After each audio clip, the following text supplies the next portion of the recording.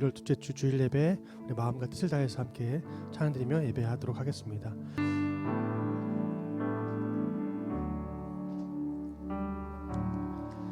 익숙함에 젖어들어 또 한 번에 지나가는 예배가 아니라 다시 한번 부어주실 그 은혜로 가득 채워지는 예배를 나갈 망합니다. 요동치는 내 감정에 속지 않고 내가 주인 된 예배가 아니라 영과 진리로 온전하게 드려지는 주가 받으시는 예배를 나갈 망합니다. 주가 받으시는 온전한 찬양과 예배 주님께 나 드리기 원합니다. 주가 찾으시는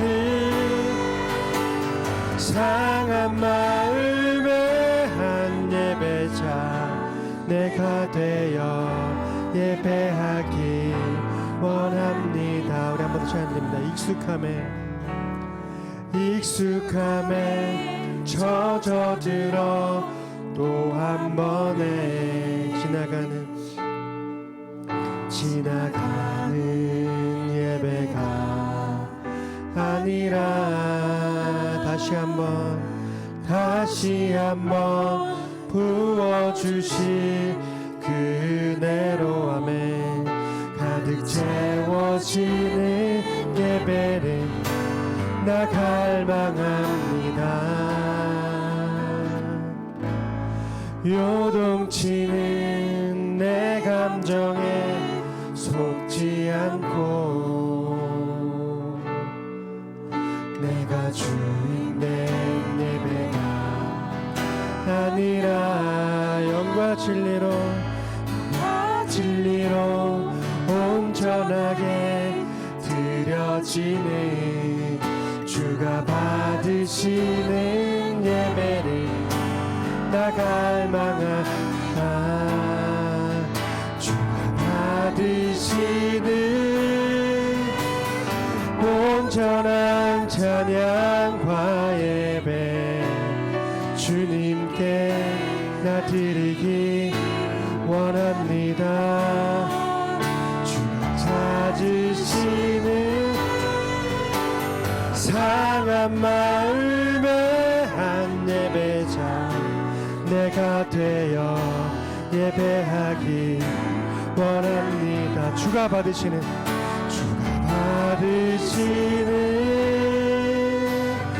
온전한 찬양과 예배 주님께 나 드리기 원합니다. 아멘. 주가 찾으시는 상한 마음의 한 예배자 내가 되어 예배하길 원합니다. 아멘. 우리 찬양의 고백처럼 주님을 사모하고 기대하는 마음으로 드려진 우리의 예배가 되길 기대하고 또 주님께서 기뻐 받으시는 우리의 예배가 되길 간절히 소망합니다. 잠시 세상에 내가 살면서 항상 찬송 부르다가 날이 저물어 오라 하시면 영광 중에 나아가리. 영의 천국문 내가 들어가 세상 짐을 내려놓고 빛난 멸류관 받아 쓰고서 주와 함께 이리 살 눈물 올짝이 더듬으면서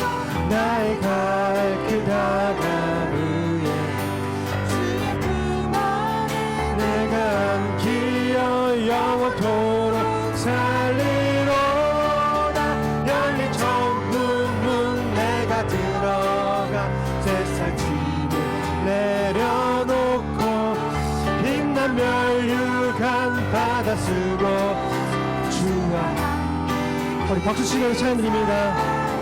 나를 가는 길이 멀고 험하며 산은 높고 고름 깊어 고난 나의 몸 쉴 곳 없어도 복된 날이 밝아오리 열린 천국문 내가 들어 세상 짐을 내려놓고 빛난 멸류관 받아 쓰고서 주와 함께 미리 살리 한숨 가시고 죽음 없는 날 사모하며 기다리 내가 그리던 주를 배울 때 나의 기쁨 넘치리라 열린 천국문 내가 들어가 세상 내려놓고 빛난 멸류관 받아 쓰고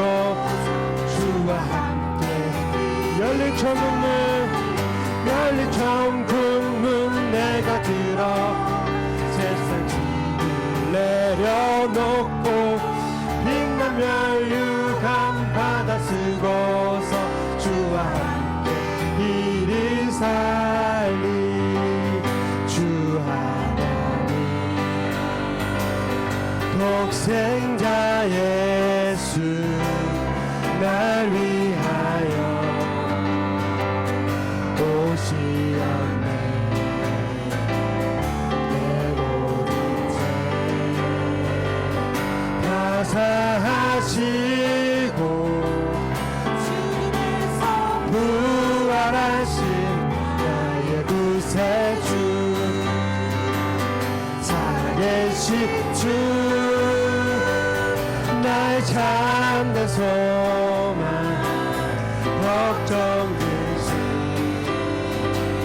전혀 없네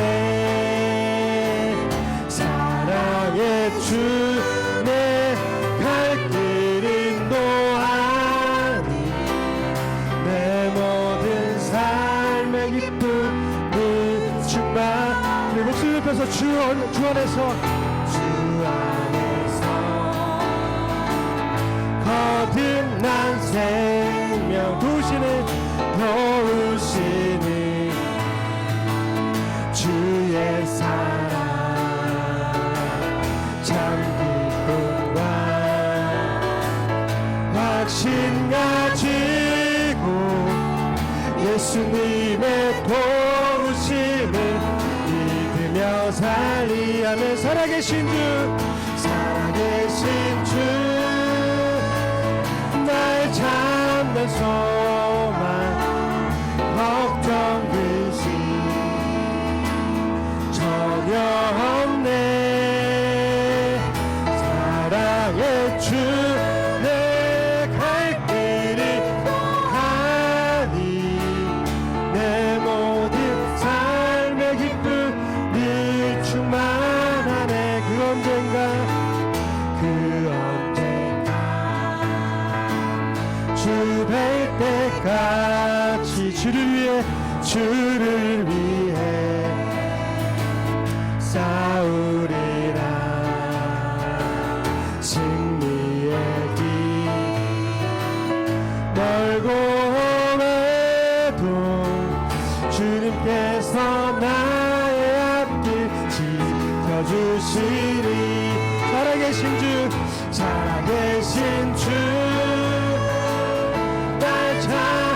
소망 걱정 근심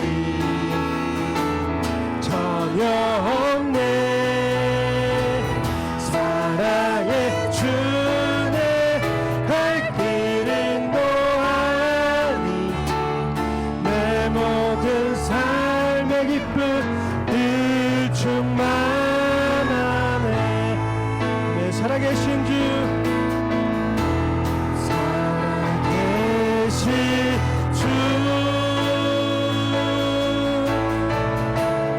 나의 참된 소망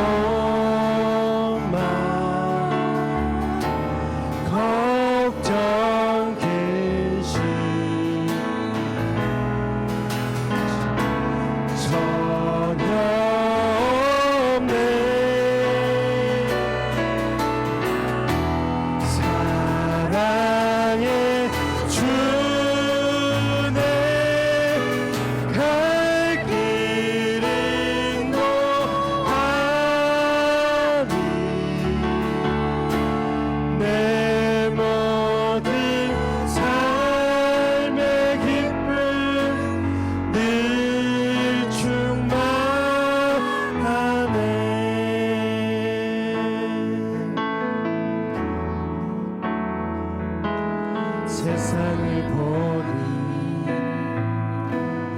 그들이 증명하는 것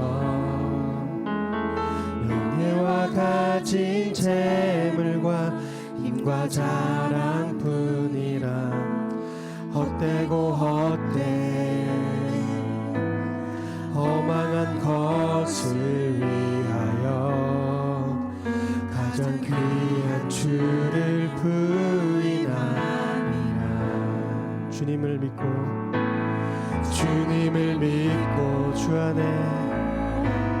주 안에 살아가는 것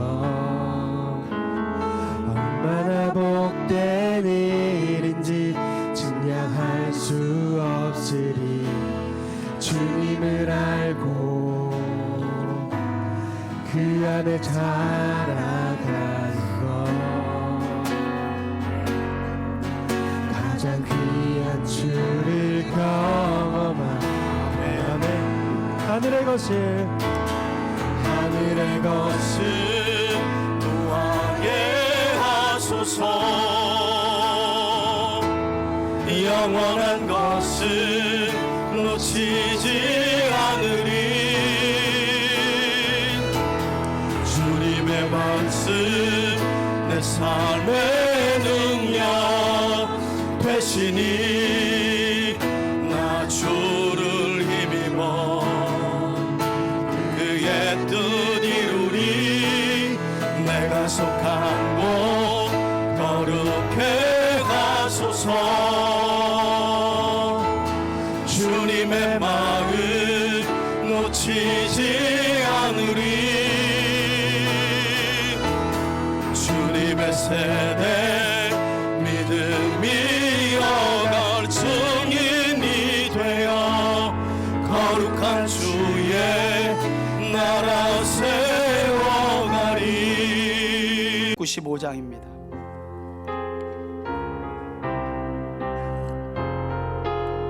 나 맡은 본부는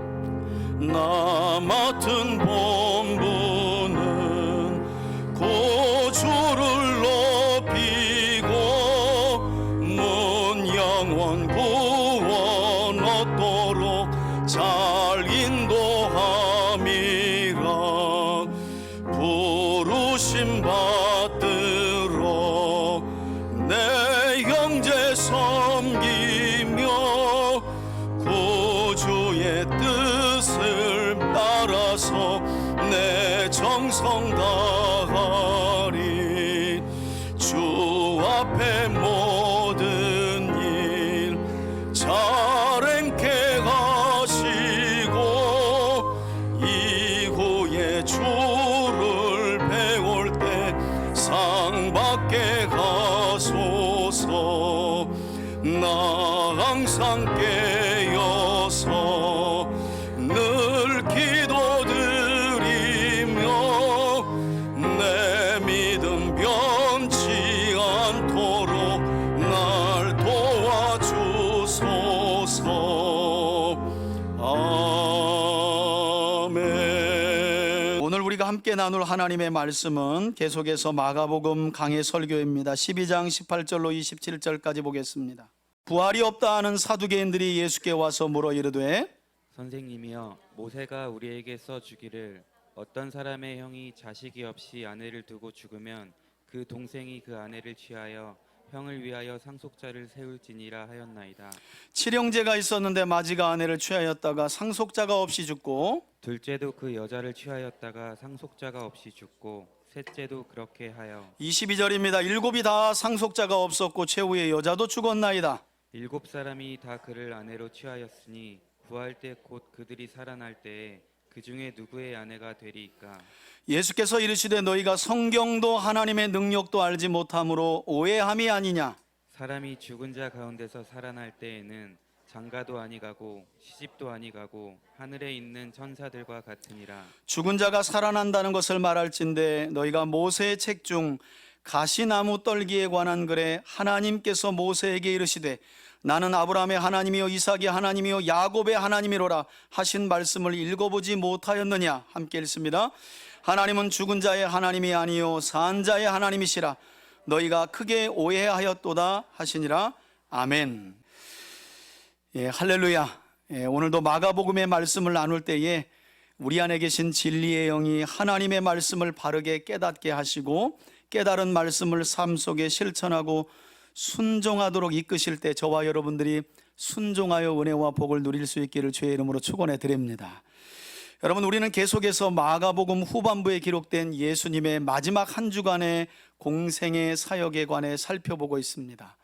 특히 복음서는 이때 예수님께서 유대 종교 지도자들의 배척과 위협을 받으셨다고 말씀하는데요, 그로 인해 성경은 예수님과 유대 종교 지도자들 사이에 여러 번에 걸친 논쟁이 있었다고 말씀합니다. 사실은 지금 예수님은 마지막 한 주간의 공생의 사역을 감당하고 계시고 예루살렘 성전을 오가는 길에 성전 안에서 유대 종교 지도자들과의 논쟁을 12장 내내 벌이고 계십니다. 자, 이 논쟁들 가운데 지난 시간 우리는 바리새인과 헤롯 당원들이 하나가 되어서, 사실은 유대 종파들이 저마다 색깔과 신념이 다르기 때문에 이들은요, 유대교로는 하나 되지만 그 안에서 전부 4분 5일로 나누어져 있었는데, 사람이 그렇더라고요. 공동의 적이 생기면 어느 순간 친구가 돼. 저도 교회 안에서 보면 서로 안 좋다고 했는데 어느 순간 너무 친해. 보면 공동의 적이 생긴 거야. 여러분, 지난 시간 예수님을 찾아왔던 이 바리새인과 헤롯 당원들이 그렇죠. 서로 다른 이념과 신념과 신앙색과를 가졌기 때문에 함께할 수 없는 이들이 예수님을 죽이는데 혈안이 되어 하나가 되었다는 거예요. 그래서 찾아와서 한 일이 무엇이었습니까? 당시 정치적으로 아주 민감한 사안이었던 세금 문제를 꺼내 들었죠. 그래서 예수님이 가이사 황제에게 세금을 바치는 것에 대해서 예수님이 어떤 대답을 하든 예수님은 시험에 빠지게 되어 있었죠. 그래서 그것을 책잡아 예수님을 고소고발하려고 바리새인과 헤롯 당원들이 찾아왔었습니다. 흥미로운 사실은 예수님께서 자신을 책잡기 위해, 즉 말로써 올무에 걸려 넘어뜨리기 위해 찾아와 질문을 던졌던 이 종교 지도자들의 악의적인 질문에 대해서, 이런 경우를 한자성어로 우문현답이라 그러잖아요. 어리석은 질문에 지혜롭게 답해준다. 예수님은 놀랍게도 하나님의 권위와 그분의 지혜로서 하나님 나라의 진리를 가르쳐 주시는 일로 선용하셨다는 거예요. 가끔 목사도요, 여러 질문을 받잖아요. 그런데 어떨 때는 그 질문 자체가 조금 저를 짜증나게 하는 질문이 있어요. 어떤 질문이냐면 성경을 가지고 오는데 자기를 드러내려고 하는 질문도 있고요, 그거 아닌데 그거 맞지요 하는 확신을 가지고 나 맞다고 안 해주면 나 그냥 어떻게 될지 몰라, 막 이렇게 또 찾아오시는 분들이 있어요. 그럴 때 참 성경적으로 답해주기가 곤란한 지경도 있어요. 놀라운 사실은 예수님께서 이렇게 악의적인 질문, 자신을 시험과 올무에 빠뜨려 책잡기 위해 던진 질문을 가지고 하나님 나라의 진리를 가르치셨다는 거예요. 그래서 말씀을 준비하면서 하나님, 저에게도 이런 지혜와 여유를 주시옵소서. 누가 찾아와서, 어떤 이단이 찾아와서 성경을 가지고 제 속을 뒤집어 놔도 차분하게 할렐루야, 그렇게 생각하셨어요 하면서 여유 있게 해줘야 되는데, 그럼 사실 아직 저도 저거 아닌데 하면 속에서 이렇게 빨갛게 달아올라요. 그런 여유가 아직도 제게 많지가 않아. 놀라운 건 예수님은 그렇지 않았다는 거예요. 사실은 죽이려고 찾아와 던진 질문 앞에서도 예수님은요, 하나님의 지혜로 생명의 말씀을 가르쳐 주세요. 저는 저와 여러분들이 이런 믿음의 사람들로 세워져 갈 수 있기를 주의 이름으로 축원해 드립니다. 여러분, 예수님만 있는 게 아니잖아요. 믿음을 가지고 살아가다 보면 예수님처럼 우리 성도들도 얼마나 많은 여러 말들의 시험과 공격이 있는지 몰라요.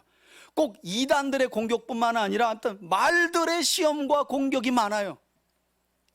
그럴 때 여러분들이 오늘 우리가 나누고 지난 시간 계속해서 나누고 있는 이 예수님의 지혜로운 말씀, 예수님이 대처하신 이 행동들과 말씀들을 잘 저와 여러분들이 본받기를 바라고, 어떤 시험거리가 되는 말들의 공격 앞에서도 저와 여러분들이 하나님의 말씀과 성령으로 충만해서 예수님처럼 지혜로운 말을 함으로 하나님을 드러낼 수 있기를 다시 한번 주의 이름으로 축원해 드립니다. 여러분, 이렇게 오늘 본문 앞단락에서는 서로 신앙적 이념이 다른 바리새인과 헤롯 당원들이 연합해서 예수님을 시험에 빠뜨려 책잡으려 했다면, 오늘 본문에서는 유대 사회에서 유대 특별히 종파 중에 또 다른 종교 지도자 그룹인 사두개인들이 등장하게 되는데요. 그러니까 지금 성경에 바리새파 사람들이 등장했고요, 초기에 바리새파, 그다음에 헤롯 당원들이 등장했어요. 계파입니다. 그리고 오늘 보면 사두개파 사람들이 등장을 해요.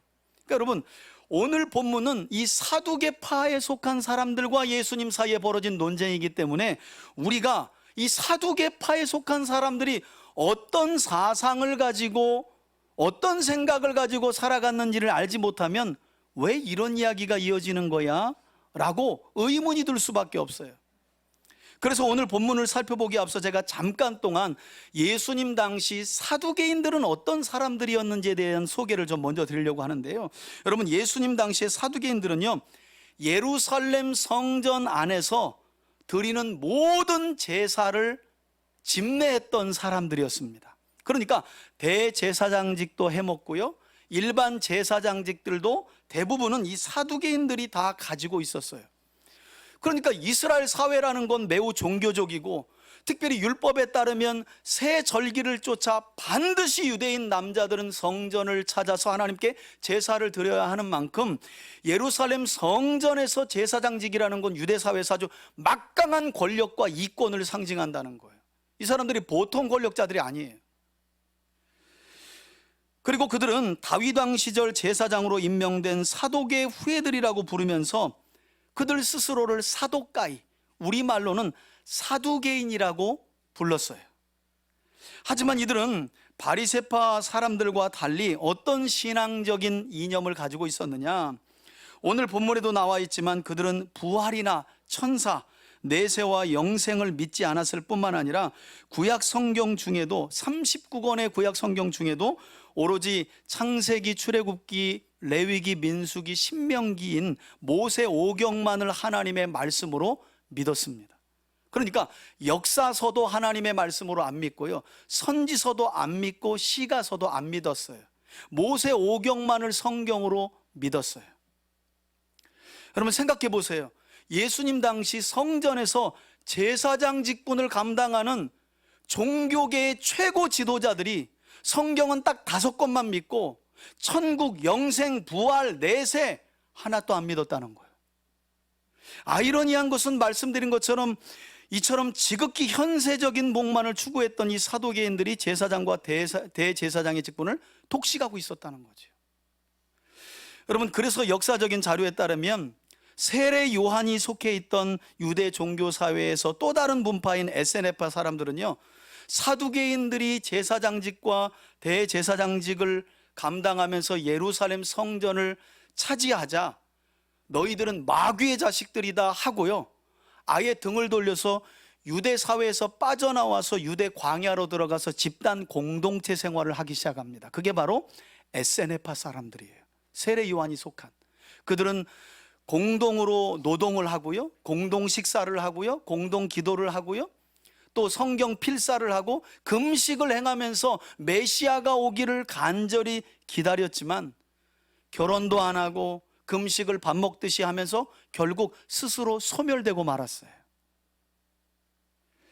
그러니까 이 정도로 이 사두개인들은 예수님 당시에 매우 현세적인 복을 추구했었다는 거예요. 어떤 신학자가 그런 이야기를 하더라고요. 오늘날 한국교회를 그대로 떠가지고 2000년 전 예루살렘으로 갔다가 논다면 우리 한국교회는 그 당시 예수님 당시에 있었던 종파들 가운데 어느 계파에 속할까? 2가지 색깔이 지네요. 왜냐하면 우리는 내세, 천국, 영생, 부활 다 믿잖아요. 요건 바리새파에 속하거든요. 근데 요건 믿지만 우리가 추구하는 건 다 어디의 축복이에요? 그렇죠. 그럼 대부분의 한국교회는 어디에 또 줄 서게 되는 거예요? 다 사두개파에 들어가는 거예요. 여러분, 오늘날 신앙생활하면서 영생, 부활, 난 지금 죽어도 영원하신 하나님과 하나님 나라에 들어간다는 소망을 가지고 현실을 살아가는 사람들 얼마나 돼요? 한번 가만히 손을 한번 가슴에 대고 한번 생각해 보세요. 여러분, 현실의 고난들을 영원한 하나님과 하나님 나라를 소망하며 이겨내고 계십니까? 사실 그렇지 않잖아요. 지금 노력하면 조금 더 큰 집에, 지금 노력하면 좋은 차에, 지금 노력하면 좀 더 나은 승진에, 더 많은 돈을 벌어서 더 좋은 옷을 입고, 우리가 생각하는 대부분의 것들이 다 현세적인 거예요. 그런 점에서 2000년이 지났지만 한국교회뿐만 아니라 오늘날 그리스도의 삶 속에는 이 사두개인들의 신앙적 이념들이 아주 깊이 새겨져 있다고 봐도 과언이 아닌 거죠. 자, 그러나 이렇게 등장한 사두개인들 역시 그들이 예수님께 접근했던 이유가 바리새인들이나 헤롯 땅 사람들과 별반 다르지 않았다고 오늘 성경은 말씀하는데, 이들이 예수님께 접근해서 어떤 말로 올무를 노려 했는지가 오늘 본문이 시작되는 말씀이에요. 18절 한번 보세요. 부활이 없다고 주장하는 사두개인들이, 이미 제가 설명드렸죠. 부활뿐만 아니라 영생, 내세, 천국 이런 거 없습니다. 이 사람들은 오로지 현실이에요. 현실. 부활이 없다고 주장하는 사두개인들이 예수님께 와서 질문을 던집니다. 여러분, 동일한 본문을 기록하고 있는 마태복음 22장에는 이렇게 사두개인들이 예수님을 찾아왔던 이 일이 앞서 바리새파와 헤롯 당원들이 예수님을 책잡기 위해 세금 문제를 물었던 그날 당일이었다는 말씀을 설명하고 있어요. 그러니까 이날 한 날 다 예수님이 유대 종교 지도자들에게 총공격을 받으신 거예요. 아주 그냥 함께 할 수 없는 유대 종파들이 예수를 죽이는 일이 하나 돼가지고, 이 사람들이 안 되면 이 사람들이 가고, 이 사람들이 안 되면 이 사람들이 가서 계속 예수를 말로써 시험에 올무에 걸려서 고소고발하려고, 할 수만 있다면 죽이려고 아주 이날 작정을 한 거예요. 아마도 사두개인들은 그랬겠죠. 저런 등신들, 저런 예수 하나 말에 올무에 걸려 넘어뜨리지 못해서 그냥 돌아가는 바리새인과 헤롯 당원들을 보고, 저런 등신들, 우리가 예수를 어떻게 책잡는지 봐라 하고 아마 어깨에 힘 빡 주고 예수님께 접근했을 거예요. 그리고 묻는 거예요. 자, 이렇게 접근했던 사두개인들이 예수님께 질문을 던집니다. 19절입니다. 선생님, 모세가 우리에게 써주기를, 율법을 말하는 거죠. 모세오경. 어떤 사람의 형이 자식이 없이 아내를 두고 죽었으면 그 동생이 그의 아내를 취하여 형을 위하여 상속자를 세울지니라 하였나이다. 여러분, 이 말씀은 지금 질문을 던지는 사두개인들이 구약의 율법에 속한 신명기 25장 5절 이하에 기록된 흔히 계대결혼법 또는 수혼법이라고 불렸던 이 율법을 인용하고 있는 것인데요, 계대결혼법의 궁극적인 목적은 형제의 가문과 기업이 이스라엘 가운데 끊어지지 않도록 하기 위한 것인 동시에 남편의 사망으로 인해 과부가 된 여인의 생존권을 보장해 주기 위한 본래는 은혜로운 법이었어요. 쉽게 말하면 이런 거예요. 하나님께서 자기 기업을 자기 백성에게 주셨는데, 그 백성이 죽어서 하나님이 주신 기업이 누군가에게 넘어가는 걸 기뻐하지 않으신다는 거예요. 그래서 형제들 중에 자녀가 없이 죽은 형제는 반드시 그 남은 형제들이 형수를 취하여 자녀를 낳게 함으로 그 형에게 있었던 기업을 계속해서 이어주도록 하는 문화가 고대에 있었어요. 이걸 율법으로 주신 거예요. 더군다나 이 율법이 없으면요, 남편을 잃은 자식도 없어요. 여러분, 고대에 이런 여인은요, 몸을 팔아 사는 수밖에 없어요. 그래서 생존을 위해서 하나님이 계대결혼법을 사실은 주신 거예요. 어려워할 게 없어요, 여러분. 우리 한 30-40년 전만 해도 우리도 이런 비슷한 법이 있었잖아요. 그죠? 형님 집에 형님이 결혼했는데 자식이 없고 둘째나 남은 형제들 중에 자식이 여럿이면 형님 가문의 대가 끊기니까 양자로 하나를 들여보내기도 했었잖아요. 그죠? 지금은 아마 우리 친구들은 모를 거예요. 예전에 있었죠, 그런 일이. 그런 것들이 계대결혼법의 한 형식이라고 보시면 돼요. 그러나 율법은 그보다 더 적극적이죠. 형수님을 데리고 사는 건 아니에요. 잠자리만 해서 자녀를 낳아서 형님에게 있었던 기업이 그 집안에 계속 이어지도록 하는 거예요. 그리고 형수님이 열악한 상황으로 몰리지 않도록 하나님께서 생명을 살리시기 위한 법으로 주신 거예요. 문제는 이처럼 하나님께서 자기 백성 이스라엘에게 주신 기업과 가문이 끊어지지 않고 영원하도록 하기 위해 복된 약속으로 주신 이 말씀을 지금 사두개인들이 아주 교묘하게 이용하며 예수님을 시험과 올무에 빠지도록 하는데 악의적으로 사용하고 있다는 거예요. 악의적으로. 그래서 그들은 계대결혼법의 극단적인 예를 예수님께 꺼내들죠. 여러분 내용을 읽어보셨지만 현실적으로 이런 일은 불가능해요. 그런데 이들은 혹시나 해서가 아니라 어떻게 해서든 누구 죽이려고, 예수님 죽이려고 이 극단적인 예를 드는 거예요. 어떤 예인지 보세요. 20절입니다. 칠형제가 있었는데, 유대 사회에서는 별것 아닙니다. 제가 미국을 방문해 보니까 7, 8날 사람들은, 7, 8 자식을 낳은 사람들은 유대 사회에서 죄인 취급당해요. 너무 적게 낳았다고. 저도 깜짝 놀랐어요. 유대 사회는 보통 한 다스예요. 정통 유대인들은 한 다스. 그러니까 여러분 지금 가면 갈수록 이스라엘 땅 있잖아요. 정통 유대인들이 군대도 안 가면서 이스라엘 땅에서 떵떵거리며 사는 이유가 뭔지 아세요? 정통 유대인들은 자녀를 12씩 낳아요. 그러면 투표권이 많은 거예요. 그러니까 이 사람들이 군대도 안 해. 자기들은 총도 안 들어. 그리고 세금도 적게 내요. 그런데 유대 사회에서 강력한 힘을 또 발휘해요. 자, 여하튼 7형제가 있었는데 마지가 아내를 취하였다가 상속자가 없이 죽고, 자, 이렇게 되면 아까 말씀드린 신명기 25장 5절 이하의 계대결혼법에 따라서 당연히 누가 형의 기업을 이어줘야 돼요? 둘째 아들이. 그런데 이 둘째 아들이 죽은 형을 대신해 형수를 취하고 형님의 상속자를 이어가는 게 율법이죠. 문제는 21절에 둘째가 그 역할을 하려고 형수를 취했는데 상속자가 없이 죽은 거예요. 마찬가지로 셋째도 그렇게 하여 21절에 그러죠. 즉 셋째도 형수를 아내로 취했지만 결국 큰 형의 상속자를 잊지 못하고 죽었다는 말입니다. 더 기가 막힌 것은 22절에 뭐라고 나와요? 7 아들이 전부 다 상속자가 없이 죽었고 누구만 남았대요? 최후의 큰 형의 여자인 형수만 남았다가 형수도 죽었다는 거예요. 여러분 말씀드렸지만 이런 일은 현실 속에서 거의 불가능해요. 근데 왜 자꾸 이 말도 안 되는 불가능한 비현실적인 일을 가지고 예수님께 던져요? 예수를 말로써 시험과 올무에 걸리도록 하는 데 목적이 있기 때문이에요. 자, 그러면서 마지막으로 그들이 하는 말이 무엇입니까? 23절입니다. 7사람이 다 그를 아내로 취하였으니 우린 부활을 믿지 않지만 예수 당신과 바리새파 사람들은 부활을 믿지 않느냐? 그렇다면 부활이 있다면 부활 때에 곧 그들이 살아날 때에 그 중에, 그러니까 7 아들들 중에 이 여자는 누구의 아내가 되겠습니까? 상당히 곤란하죠. 그냥 여러분 그냥 문자적으로 읽어오면 정말 곤란하겠는데 그래요. 여러분 사두개인들이 던진 이 질문의 의도는 너무나 분명합니다. 그들은 부활을 믿지 않는 그들의 신념이 옳다는 것을 주장하기 위해 이 질문을 던진 것이고요, 동시에 이미 자신이 십자가에서 죽고 다시 부활하게 될 것이라고 이미 앞서서 마가복음에만 3번이나 강조하여 말씀하신 예수님과 부활을, 여러분 당시에 바리새파 사람들의 많은 가르침을 유대인들이 따랐거든요. 바리새파 사람들은 내세 영상 천사 다 믿었던 사람들이에요. 그렇게 부활을 믿는 사람들을 시험에 빠뜨리기 위해서 이 계대 결혼법에 통해 있지도 않은 일을 가지고 지금 극단적인 예로 예수님을 답하도록 하며 몰고 있는 거예요. 궁지로 몰고 있는 거예요. 자, 하지만 이처럼 교묘하게 계대 결혼법과 부활이 모순처럼 보이도록 했던 이 사두개인들의 질문에 대해서 하나님의 권위와 지혜를 가지신 예수님은 또다시 그 지혜로운 대답으로서 그들에게 답을 주시는데 24절이죠. 예수께서 이르시되 너희가 하나님의 말씀인 성경도 그리고 하나님의 능력도 알지 못하기 때문에 뭐 했다고요? 오해하였다는 거예요.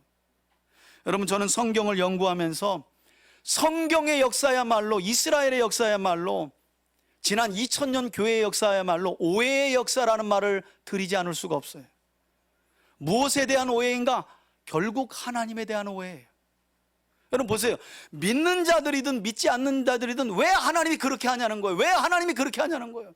전부 다 성경을 읽어 하나님이 누구신지를 알 생각은 안 하고요, 자기중심적인 생각을 가지고 하나님이 왜 이렇게 하냐, 하나님 왜 이렇게 하냐, 그럼 지가 하나님이 돼보라고 하지. 하나님의 말씀을 보면 하나님의 성품이 보이고 하나님의 역사가 보이고 하나님이 왜 그런 선택을 했는지 어느 정도, 말끔히는 아니지만 우리가 하나님이 하시는 일들에 대해서 이해할 수 있어요. 어떤 일은 알 수 없지만 대부분의 경우는 다 이해할 수 있어요. 문제는 하나님의 말씀을 읽지 않고 하나님을 오해하며 살아가는 사람들이 많아요. 여러분, 하나님을 오해하는 사람들은 세상에 밖에 많을까요? 교회 안에 많을까요? 그렇죠. 아이러니하게도 교회 안에 많은 거예요. 그래서 우리가 성경 통독 집회하는 거예요. 제발 좀 알고 믿고 알고 따라가자고요. 내가 만들어낸 하나님 앞에다 딱 세워놓고 따라가면 내가 만들어 놓은 곳으로 가는 거예요. 우리는 성경이 증언하는 하나님, 그분이 말씀하시는 하나님의 말씀만을 쫓고 따라야 할 줄 믿습니다. 그래야 우리 안에 오해가 사라지는 거예요. 저도 성경을 연구하기 전에는 뭐 이런저런 부분을 보면서 성경에 대한 오해, 하나님에 대한 오해가 많았어요. 뭐 하나님 이렇게 무자비하시고 무식하신 것 같기도 하고, 또 누구는 사랑하고 또 누구는 미워했대, 누구는 더 사랑했대, 왜 이러시지? 이렇게 헷갈렸던 적이 있어요. 그러나 성경 전체를 꾸준히 읽어가면서 그런 오해가 거두어지는 거예요. 저는 오늘 말씀을 통해서도 하나님에 대한 오해의 구름이 여러분들 안에 잘 거쳐질 수 있기를 주의 이름으로 축원해 드립니다. 하나님의 말씀이 들려질 때 그래요. 우리 안에 계신 성령님이요, 말씀이 들려질 때 우리 안에는 오해를 걷어내시는 거예요. 좋으신 하나님, 우리에게 복을 주시는 하나님, 연약한 우리를 다시 일으켜 영원한 생명으로 이끌고자 하는 하나님을 알도록 하고 믿게끔 하신다는 거예요. 안타까운 사실은 사두개인들이 그러지 못해요. 이 사람들이 제사장들이었는데, 그러니 더 충격이었지요. 자, 그리고 이어지는 25절을 보면 예수님께서 그들의 무지와 오해를 어떻게 풀어주시는지 보세요. 너희가 하나님의 능력도 성경도 몰라서 그건 오해한 거야. 그러면서 하시는 말씀이 25절입니다. 사람이 죽은 자 가운데서 살아날 때에는 부활을 말하죠. 부활 때에는 장가도 아니 가고 시집도 아니 가고 하늘에 있는 누구와 같다고요? 천사들과 같으니라. 아이, 또 그랬더니 이 말씀을 죽으면 천사 되는 거지요? 또 이러고 쫓아와. 아주 환장하겠어. 여러분, 이 말은 사람이 죽으면 천사가 된다는 말이 아니라 영생과 부활을 약속받은 하나님의 사람들은 죽으면 그냥 사라지는 게 아니라 천사와 같이 불멸하는, 죽지 않는 영원한 생명을 가지고 살아간다는 것을 천사와 같이 된다라고 예수님이 말씀하신 거예요. 안타까운 사실은 예수님 당시 예루살렘 성전에서 제사장 직분까지 감당했던 이 사두개인들은 내세 곧 천국까지도 이 세상과 별반 다르지 않게 생각을 했다는 거예요. 여러분, 이런 분들 많습니다. 아마 여러분들이 그런 분들일 수도 있어요. 저도 유튜브에서 너무 많이 봐요. 이게 사두개인들만의 생각이 아니에요. 저도 유튜브 보니까요, 어떤 분들이 그런 얘기를 하더라고요. 목사님, 어떤 유튜브에 보니까 누가 천국 경험한 걸 올려놨대. 보니까 어떤 분들은 그냥 크고 펜트하우스 같은 천국에 들어가니까 고급 주택에 살고, 누군 아파트에 살고, 누군 기와집에 사는데, 누군 볼품없는 초가집에 산대. 또 그런가 하면 천국에 가는 사람들을 자기가 꿈에서 봤는데, 어떤 사람은 그냥 비단 옷을 입었는데 어떤 집사님은 거지 누더기 같은 옷을 입었더래. 그거 뭐냐고 물어봐. 본 사람이 알지 못 본 사람이 어떻게 알아? 여러분, 이거 다 우리가 무엇을 기준으로 생각하는 거예요? 그렇죠. 천국을요, 이 세상의 기준으로 판단하는 거예요. 천국은 질병이 없습니다. 천국은 죄와 사망이 완전히 없는 곳이에요. 영광스러운 하나님만 계시고, 그 하나님을 성도들이 얼굴과 얼굴을 맞대어 보는 것이고, 천국의 본질은 가서 우리가 얼마나 큰 집과 큰 평수와 화려한 옷을 입고 떵떵거리며 사느냐가 아니라 참 왕 되시고 신 되신 하나님과 영원히 함께 사는 것이 천국의 본질인 줄 믿습니다. 제가 겁나는 거예요. 이런 분들 만나면. 천국에 식기세척기 없으면 어떡할 거예요? 예? 천국에 가서 세탁기 없으면 어떡할 거예요? 걱정이잖아요. 그러니까 이런 분들이 지극히 사두개인적인 생각을 하시는 분들이라니까.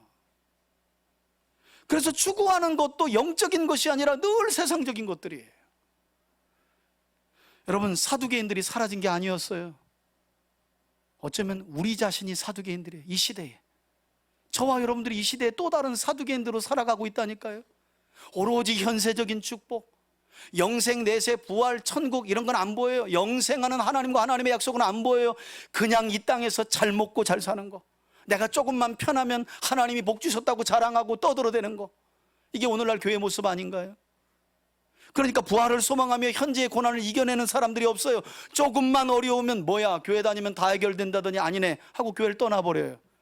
이게 여러분, 값싼 복음을 전한 한국교회 대가를 지금 치르고 있는 거예요. 코로나 끝나면서 전부 다 나갔잖아요. 사람들이 주일 신앙자들 다 나가버렸어요. 왜? 오기만 하면 다 해결된다 그랬거든요. 오기만 하면 다 낫고 다 잘되고 떵떵거리며 산다 그랬거든요. 근데 와보니까 아니에요. 고난이 또 있어요. 그러니 가버리는 거예요. 어떤 게 복음입니까? 우리가 믿고 따라야 될 하나님과 하나님의 영원한 약속은 무엇입니까? 여러분, 이거 우리가 바르게 오늘 말씀을 통해서 살펴봐야 되지 않겠어요? 자, 다시 본문으로 돌아와서 26절을 보시면 예수님은 이와 같이 부활을 부정하면서 내세를 현세처럼 오해하고 있는 사두개인들에게, 여러분, 역시 예수님이세요. 뭐냐면 예수님은요, 이들의 이 악의적인 질문에 대해서 구약의 말씀을 인용하시며 답을 주세요. 그러니까 이들의 이 악의적인 질문의 핵심은 뭐냐면 부활은 있으면 안 되는 거예요. 내세는 있으면 안 되는 거예요. 천국은 있으면 안 되는 거예요. 이때 예수님께서 출애굽기 3장 6절의 말씀을 인용하시는데 사실 여러분들이 그냥 읽으시면 이게 뭔 말인지 잘 몰라요. 자, 이제 그래서 잘 들어야 돼. 왜? 이 답이 예수님이 그 악의적인 질문에 대한 정답이니까 그래. 이 말씀이. 자, 예수님이 출애굽기 3장 6절의 말씀을 답으로 주십니다. 26절 보세요. 죽은 자가 살아난다는 것은 곧 부활을 말할진대 너희가 모세의 책 중 가시떨기에 관한 글에, 이게 출애굽기 3장 6절이거든요. 하나님께서 모세에게 이르시되, 예수님께서 어떤 말씀을 인용하세요? 나는 아브라함의 하나님이요 이삭의 하나님이요 야곱의 하나님이로라 하신 말씀을 읽어보지 못하였느냐? 아니 여러분, 부활을 가지고 예수님과 논쟁을 펼치고 있는 자들에게 뜬금없이 예수님은 출애굽기 3장 6절을 인용하시면서 너희들 출애굽기 안 읽어봤어? 사두개인들 식이나 되는 작자들이, 아니 제사장이나 되는 작자들이 출애굽기 안 봤어? 아니 너희는 모세 오경은 믿는다며. 모세 오경 안에 출애굽기 들어가잖아. 출애굽기에서 하나님께서 모세에게 나타나실 때 이스라엘 백성들을 애굽에서 구원하시기 전에 모세를 부르실 때 하나님이 자기 자신을 어떻게 소개하셨는지 그 문구를 잘 생각해봐라, 이런 말씀이에요. 하나님이 자기 자신을 어떻게 소개하셨대요? 아브라함의 하나님, 이삭의 하나님, 야곱의 하나님, 이렇게 소개하셨다는 거예요. 여러분, 이렇게 들어도 하나 또 이상한지 모르시겠죠? 여러분, 모세는 주전 1500년경 사람이에요. 아브라함과 이삭과 야곱은 주전 2000년경 사람이에요. 그러면 500여 년 전에 이미 죽은 자들의 이름을 모세 앞에 하나님이 거론하고 계신 거예요. 그런데 신기한 건, 그리고 재밌는 건, 나는 아브라함의 하나님이었고 이삭의 하나님이었고 야곱의 하나님이었으나 이제는 모세 너의 하나님이라고 말씀하지 않는다는 거예요. 현재형으로 말씀하세요. 500여 년 전에 이미 죽은 아브라함과 이삭과 야곱이 마치 하나님 옆에 있는 것처럼 모세에게 자신을 소개하신다는 거예요. 왜냐하면 그게 사실이기 때문이에요. 아브라함과 이삭과 야곱은 나이가 되어 세상을 떠났지만 그들은 여전히 영생과 부활의 약속을 가지고 영원하신 누구와 함께 계시기 때문에, 하나님과 함께 하시기 때문에 하나님은 모세에게 네 눈에는 안 보이지만 나는 아브라함과 이삭과 야곱의 하나님이다라고 말씀하셨다는 거예요. 그러므로 동일한 말씀을 기록하고 있는 누가복음 20장 38절에는 이처럼 믿음을 가지고 이 세상을 살아간 모든 사람들이 하나님에게는 살아있다라는 말씀을 덧붙이고 있어요. 여러분, 그러니까 제가 이렇게 생각해 봤어요. 오늘날 한국교회에 하나님께서 임재하셔서 하나님을 소개한다면 하나님은 이렇게 말씀하시는 거예요. 나는 손양원의 하나님이요 주기철의 하나님이요. 여러분, 손양원 목사님과 주기철 목사님은 이미 한 세대 하나님을 잘 믿고 돌아가신 분들이에요. 그러면 그들의 하나님이었다라고 말해야 되는데 하나님은 안 그렇다니까요. 오늘이라도 이곳에서 나타나서 우리에게 하나님을 소개한다면 나는 손양원의 하나님이요 주기철의 하나님이라고 소개하실 거예요. 왜? 그들은 우리 눈에는 사라졌지만 여전히 영생과 부활을 약속받아 누구와 함께하고 있기 때문에 하나님과, 할렐루야, 이 놀라운 진리를 가르쳐주고 계신 거예요. 출애굽기의 말씀을 인용해 가면서. 자, 그리고 나서 예수님은 마지막인 27절에서 사두개인들을 향해 어떤 말씀으로 결론을 내리십니까? 하나님은 죽은 자의 하나님이 아니라 그러므로 산 자의 하나님이시라고 말씀하면서 다시 한번 너희가 이러한 진리를 모르니 오해하는구나 라고 다시 한번 강조하시면서 말씀을 마치세요. 여러분, 오늘 우리가 함께 살펴본 본문은 단순히 성경과 하나님의 능력을 오해하여 영생과 부활을 믿지 않는 사두개인들의 잘못된 신앙관을 바로잡기 위해 우리가 읽고 있는 말씀은 아니에요. 그들의 신앙관을 바로잡으려고 이 말씀을 성경에 기록해 우리 손에 들려준 게 아니라는 거예요. 오늘 말씀은 하나님의 약속인 성경의 말씀을 읽고 듣고 배우며 살아가는 이 자리에 있는 우리들에게 이 세상을 살아가며 하나님을 믿고 의지했던 믿음의 조상 아브라함과 이삭과 야곱뿐만 아니라 모든 믿음의 선진들이 비록 지금은 이 세상을 떠나 우리 눈앞에 없지만 그럼에도 불구하고 그들이 하나님과 하나님의 약속을 믿음으로써 여전히 살아있어 영원하신 하나님과 함께하고 있다는 사실을 우리가 오늘 지금 믿으며 살고 있느냐, 이걸 우리에게 질문하고 있다는 거예요. 여러분 어떠세요? 구약 읽을 맛 안 나죠? 왜? 이미 다 죽은 자들이고 이미 다 과거에 하나님이 행하신 일들이라 안 믿어지잖아요. 목사님, 구약은 너무 어렵고요, 다 옛날 일 같아요. 여러분 그렇지 않아요. 지금도 아브라함은 살아있고 하나님은 그 아브라함의 하나님이신 거예요. 오늘 우리에게 살아계신 하나님이란 말씀이에요. 죽은 하나님 아니라는 거예요. 우리가 기한이 되어 육체를 떠난 그때에도 뭐가 달라져요? 지금도 하나님과 함께 했었고 육체를 떠나 하나님과 함께 할 게 분명한데 우리의 본질은, 우리의 신분은, 우리의 존재는 변하지 않는 거예요. 하나님과 함께 한다는 사실은 변치 않는 거예요. 저는 이 사실이 여러분들에게 믿어질 수 있기를 주의 이름으로 축원해 드립니다. 이것이 우리 삶에 얼마나 큰 소망이 되는지 몰라요. 얼마나 큰 위로가 되는지 몰라요. 여러분 조금만 병이 와도 우리가 얼마나 겁먹어요. 이러다 뭐 큰 병 온 거 아닌가. 여러분 두려워하지 마세요. 어차피 히브리서의 말씀처럼 한 번 죽는 것은 모든 사람에게 정한 것이에요. 여기 믿음 좋다고 죽음 피해갈 사람이 있어요? 육신의 죽음을 피해갈 사람은 아무도 없습니다. 다만 죽음 앞에 놓여진 사람의 반응은 다르겠죠. 육신에 있을 때도 하나님과 함께하는 삶, 이제 늙어 육체를 벗어날 때에도 하나님과 함께하는 거예요. 더욱 정확하게 말씀드리면 지금 아브라함과 이삭과 야곱뿐만 아니라 우리 이전 시대를 살아간 모든 믿음의 선진들은 영생과 부활의 약속을 가지고 하나님과 함께하면서 예수 그리스도의 재림을 통해 부활체를, 완전한 부활의 몸을 입는 그날을 기다리고 있다는 거예요. 저와 여러분들이 동일한 약속을 받은 줄 믿습니다. 그러니 뭐가 두려워해요? 오직하면 우리 예수님께서 너희 목숨 하나 해야 하는 그런 왕들이나 권력자들 두려워하지 말고 너희 영혼을 지옥에 보낼 수 있는 하나님을 두려워하며 살라고 말씀하시잖아요. 여러분 하나님 두려워하기 시작하면 세상과 사람들은 결코 두렵지 않은 줄 믿습니다. 그리스도인들의 힘과 소망이 그거예요. 그거 가지고 그 강단으로 살아가는 겁니다.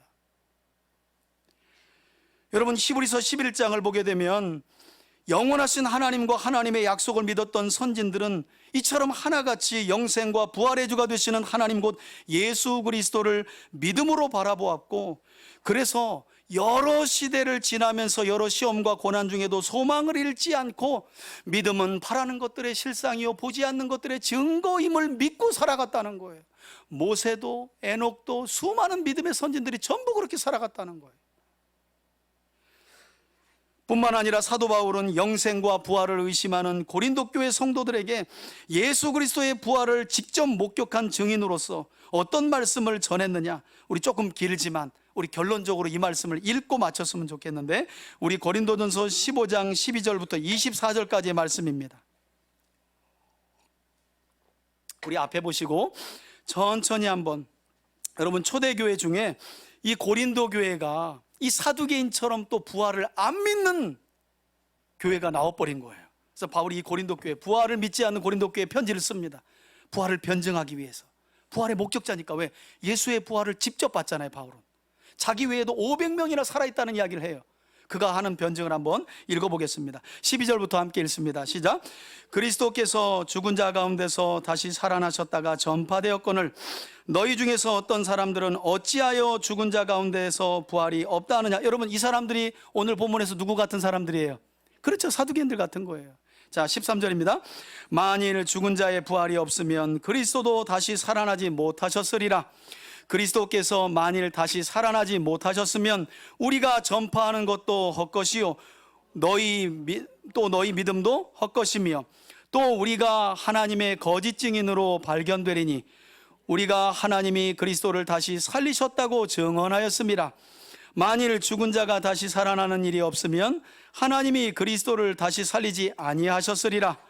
만일 죽은 자가 다시 살아나는 일이 없으면 그리스도도 다시 살아나는 일이 없었을 터이요 그리스도께서 다시 살아나신 일이 없으면 너희의 믿음도 헛되고 너희가 여전히 죄 가운데 있을 것이요 또한 그리스도 안에서 잠자는 자도 망하였으리라. 여러분, 여기서 잠자는 자는 예수를 믿고 죽은 자들을 말하는 겁니다. 계속이요, 19절. 만일 그리스도 안에서 우리가 바라는 것이 다만 이 세상의 삶뿐이면 모든 사람 가운데 우리가 더욱 불쌍한 자이라. 그러나 이제 그리스도께서 죽은 자 가운데서 다시 살아나사 잠자는 자들의 첫 열매가 되셨도다. 사망이 한 사람으로 말미암았으니 죽은 자의 부활도 한 사람으로 말미암는도다.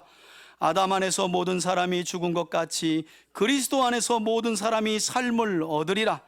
그러나 각각 자기 차례대로 되리니, 부활의 순서까지 설명해 줘요, 바울이. 첫째 열매는 누구라고요? 2000년 전 예수님이 죄와 사망의 권세를 깨뜨리고 부활하셨잖아요. 그 다음에 읽어볼게요. 시작. 다음에는 그가 강림하실 때에 누구라고요? 그리스도에게 속한 자, 그게 누구예요? 저와 여러분들인 줄 믿습니다. 자, 마지막 24절 함께 읽습니다. 시작. 그 후에는 마지막이니 그가 모든 통치와 모든 권세와 능력을 멸하시고 나라를 아버지 하나님께 바칠 때라. 아멘, 아멘. 여러분, 여기 한 가지 특징이 뭐냐면 사도 바울은 예수를 믿고 죽은 자들을 죽은 자라고 말하지 않고 뭐라고 말해요? 잠자는 자라고 이야기해요. 여러분, 왜 예수를 믿고 죽은 자들, 그러니까 아브라함과 이삭과 야곱도 뭐 하는 거예요 지금? 왜 잠잔다고 표현할까요? 똑같이 눈 감고 누워있는데 누군 죽었다고 말하고 누군 잠잔다고 말해요. 왜 그래요? 여러분, 잠잔다는 표현은 깰 것을 염두하고 하는 말이에요. 반드시 깬다는 거예요.